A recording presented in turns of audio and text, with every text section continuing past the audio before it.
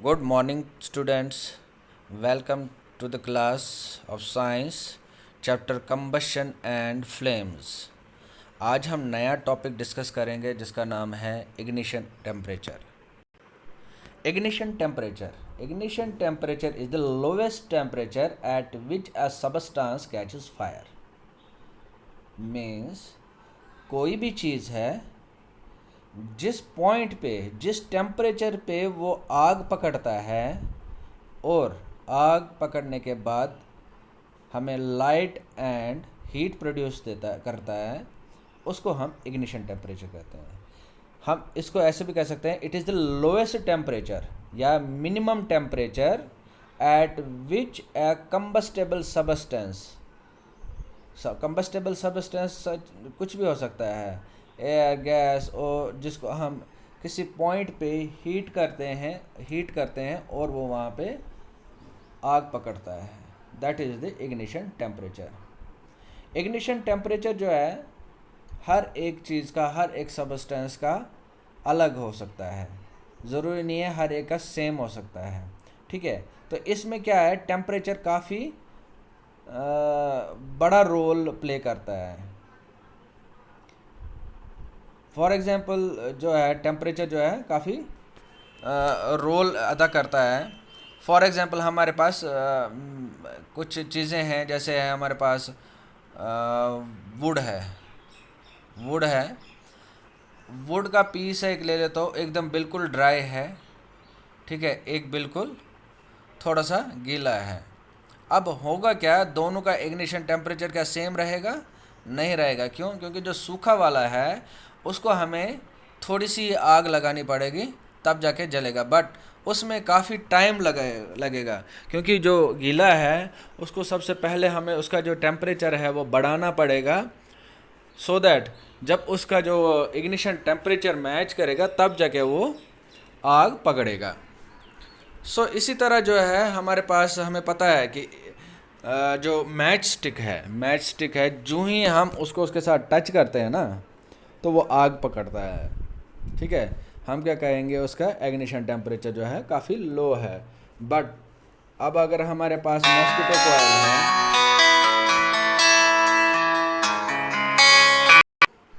जो हमारे पास कॉइल होती है, मॉस्किटो कॉइल होती है, उसका टेम्परेचर ज़्यादा चाहिए होता है. क्यों? इसीलिए उसको टाइम लगता है जलने में. इग्नाइट पॉइंट जो होता है ज़्यादा होता है. अब नेक्स्ट टॉपिक जो हमारा आज डिस्कस करने जा रहे हैं, दैट इज़ इनफ्लेमेबल सबस्टेंसेस कौन से होते हैं. देखो, हमें पता है कि हम आज जो ही हम गैस का नॉब ऑन करते हैं, ठीक है, और लाइटर को वहाँ रखते हैं, वो एकदम से आग पकड़ लेता है.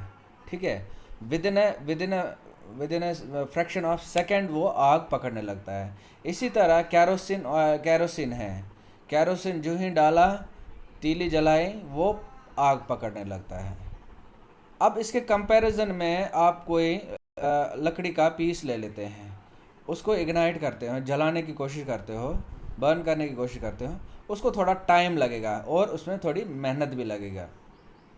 तो इससे हमें क्या होता है, सबसे पहले ये पता लगता है कि हर एक चीज़ का अपना अपना क्या है, इग्निशन टेम्परेचर है.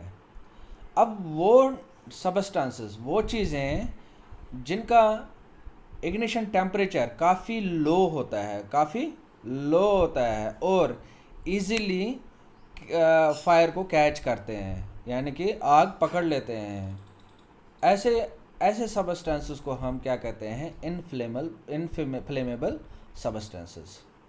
जैसे कि पेट्रोल है, अल्कोहल है, डीजल है, एरोसोल स्प्रेज है. ये क्या होते हैं, ये हाईली फ्लेमेबल सबस्टेंसेस है. ये एकदम से आपने कहीं पे खुला छोड़ दिया या नीचे डाल दिया, वो एकदम से आग पकड़ लेता है जो ही हम इसको इग्नाइट करते हैं. जैसे डीओ वगैरह होते हैं, ठीक है, या आप देख लो ये पेट्रोल पंप्स का, ये जो है पेट्रोल वगैरह है, ये है.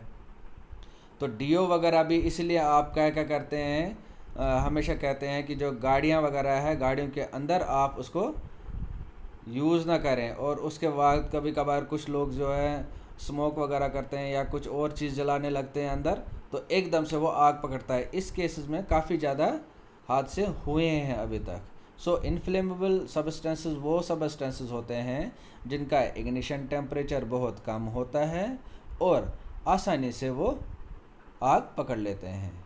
ठीक है, पेट्रोल है, डीजल है, अल्कोहल है, या हमारे पास डिओ स्प्रेज वगैरह जितने भी होते हैं वो हाईली इनफ्लेमेबल सब्सटेंसेस होते हैं।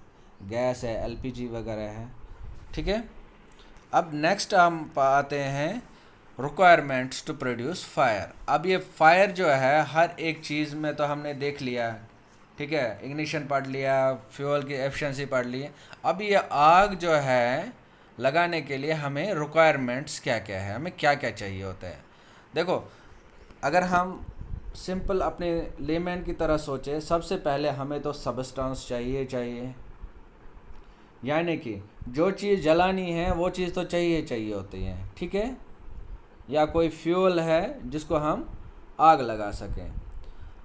दूसरी जो है इम्पोर्टेंट चीज़ जो है that is the availability of air, यानी कि ऑक्सीजन की ज़रूरत, सपोर्ट जो है उस कंबस्शन को जलाने के लिए हमें एयर की ज़रूरत है ही है। ठीक है, now another is the last one but not the least requirement of combustion is heat in order to attain the ignition temperature. Heat चाहिए होती है। हीट हम कैसे दे सकते हैं? लाइटर से देते हैं, मैच स्टिक से दे सकते हैं, और जो भी जिससे हम आग लगा सकते हैं। यानी कि हमें इग्निशन टेम्परेचर भी चाहिए होता है, यानी कि वो जो उसका टेम्परेचर है उस टेम्परेचर पे लाना पड़ेगा उस सबस्टेंस को जिस पे वो आग पकड़ ले। सो ये तीन चीज़ें जो हैं नेसेसरीली चाहिए होते हैं हमें कोई भी सबस्टेंस को बर्न करने के लिए।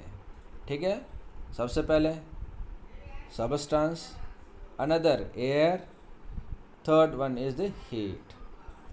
अब ये तीनों चीज़ें हमें एक आग जलाने के काम आते हैं।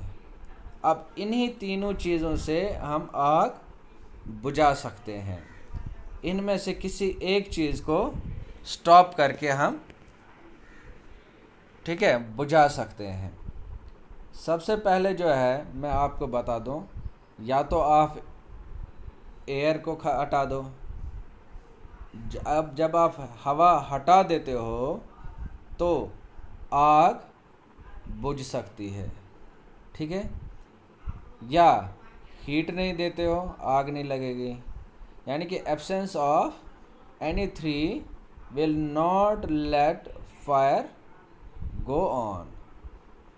ठीक है, अब जब कभी भी किसी जगह पे आग लग जाती है, ठीक है, उसको बुझाना भी है।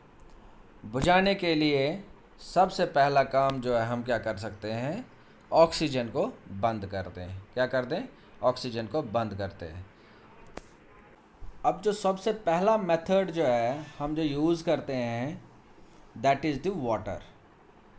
पानी क्या कर देता है, वो उसका टेम्परेचर, जहाँ पे भी आग चल रही है उसका टेम्परेचर जो है उसको लो कर देता है। क्या कर देता है? लो कर देता है, जिसकी वजह से फायर एक्सटिंग्विश जो होता है वो एक्सटिंग्विश हो जाता है in the absence of the heat. यानी कि जब हीट ही कम हो गई वो बुझ जाता है। आप बट इसमें क्या प्रॉब्लम है, ये आप हर एक चीज़ में नहीं कर सकते हो। जो लोहा वगैरह है या कागज़ वगैरह है जहाँ पे आग लग जाए इन चीज़ों से, तो वहाँ पे भी आप ये यूज़ कर सकते हो, पानी यूज़ कर सकते हो।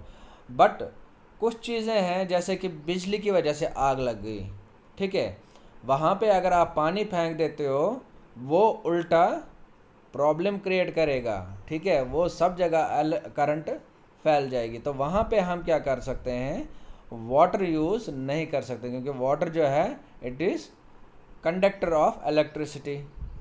हम वहाँ पे पानी तो यूज़ नहीं करेंगे। सिमिलरली ये ऑयल, पेट्रोल, फायर जो भी होते हैं वहाँ पे भी यूज़ नहीं करते हैं।